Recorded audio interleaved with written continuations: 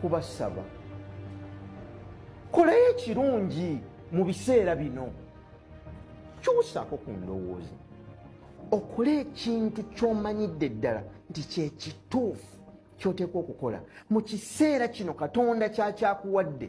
Mu budde buno okikole n'abantu abo abatuufu b'okyasobola okusemberera era n'abakyasobola okukusemberera. Tokkirizanga mukisa kufuuka byafaayo. Memory gukozese.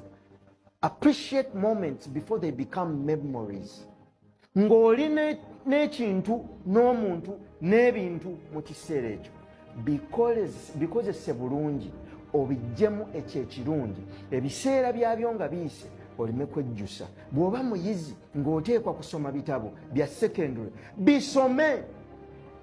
Kale waakiri diguli ogifune, omulimu oleme kugufuna, naye ogambe nti mu biseera bye nalina okusoma nasoma, mu biseera bye nalina okukola ekintu kino nakikola.